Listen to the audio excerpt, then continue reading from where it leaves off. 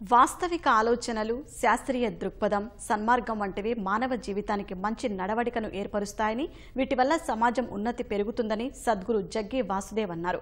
విశాఖలో గ్రామోత్సవం ముగింపు తర్వాత జగ్గి వాసుదేవ్తో సినీ నటి రకుల్ ప్రీత్ సింగ్ ముఖాముఖి ఆసక్తిగా సాగింది.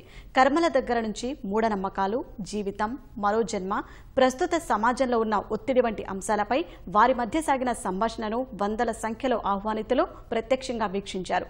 ఆ ముఖాముఖి ఇప్పుడు చూద్దాం. What is your view on past life, and is it possible for every person to kind of get to know what their past was? The past life is memory, isn't it? Right now what happened yesterday is only in your memory, it's not hanging anywhere here. So, does life go beyond the birth of this body? Definitely it does, but I don't want you to believe such things. Because the moment you believe such things, you start imagining things. So, if you start believing these things, your imagination will fly, it's no good. But if you access these dimensions, then it transforms you in a completely different way. Is it necessary for every human being to access these memories? Not necessary. Because most people cannot handle the memory of this life, they're freaking. Yes? True that. 10-20 years of memory, they cannot handle it. If you remind them of 10 lifetimes of memory, what will happen to them? They better not remember. That certain people have patterns in their life, of say failure on work front, or be it relationships, or just they're lucky with certain things, unlucky, and then they're directed towards a direction that maybe, you've got some thing from your past life hanging on, and that's why they go into regression to kind of clear out those layers and auras is what I've heard. So how much is that true? See, essentially what you're saying is certain things going wrong in this life means you're in some way incapable of handling this life. Now I will hand you one more lifetime to you, will you handle it properly? No, that's definitely not the reason why you go there. What if it's a consciously bad karma that a person does, say a murderer or somebody who commits crimes, or there's so much happening in our country today. Now, where does karma fall in place? Because a lot of times, just the way they're living itself is a punishment. So, we don't think we have to punish them further. People talk about evil eye or drishti, that in our Indian culture is so much, which I don't believe in personally, but you hear from your relatives or people around that if you've done a good job, there's drishti, you should come and do this puja, and there are rituals that are followed. So can a negative energy harm a positive energy? Instead of looking at this as positive energy and negative energy, the same energy can function positively or negatively. What is, if something works favorably for me, I say it's positive. If it works as a detriment, I say it's negative. Electricity is right now doing positive things to us, so if you stick your finger into it, it does something else to you. It is still positive as far as you touch the positive only, not the negative. Whenever anyone talking to you or listening to your speeches or following you, or me for example also, feels that life is really simple.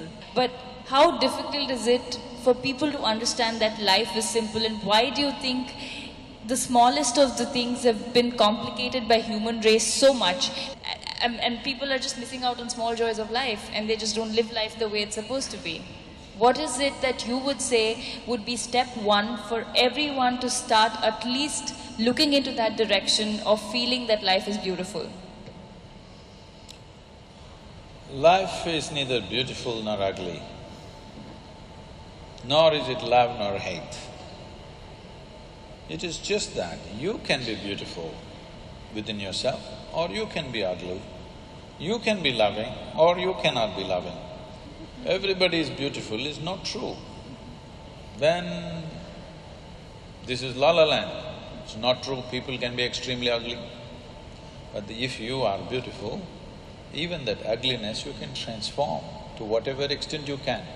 Will everybody come your way? No, they will not. If they don't come your way, will you become ugly? No. That is the important thing. Right. When things don't happen your way, are you still capable of being a beautiful human being? That is all you have to fix. Right. If that one thing if you fix, everything is fine. Guru, my question is to you, is dharma definite? If it is not, does it make an individual opportunist? When we say dharma, we are talking about… the word dharma literally means law, not religion. So we said, you have definitely heard, even in the political circles, they've been using Raj Dharma, this Dharma, that Dharma. There is a Dharma for the husband, Dharma for the children, Dharma for the wife, Dharma for the Raja, Dharma for the Praja. They're just talking about unwritten laws that all of us should follow for conducive function of a society. And Atma Dharma, they said, dharma or the laws which govern our inner nature. When we say a law, we're talking about… in science we're using this word law. That is the appropriate way of dharma. Now the dharma is, if I take this flower, though it is a flower, light and beautiful, if I drop it, it will only go down. This is the law of gravity. We can say this is the dharma of this bhumi. That if you drop something, it will go only down, it will not go up. This is the bhumi dharma. So they spoke in their own language of the time. So dharma essentially meant a law, not some kind of a policy or religion or anything else. Today slowly it's become like this, dharma means it's becoming a religion. When we said Sanatana Dharma, we are talking about eternal laws. If you say eternal law, obviously these are laws not about physical nature, but about inner nature. So the laws that govern our inner nature are eternal laws. It can't be yours or mine. It is the nature of the universe. It is the nature of the life that is here. It is not that it belongs to any one community or the other. It is the very nature of life and existence. So, if you are in tune with the laws, you will fly. If you are not in tune with the laws, you will get stuck. A simple thing. Right now, this is being taught to everybody in the management schools, everywhere, in the homes also, you must make your mark in the world. Then the planet will be all dented by the time you leave. With the kind of population we have, for sure. Yes. You must leave your footprint and go. You must understand those who leave footprints shall never fly in their life. This is the law. We'll leave it here.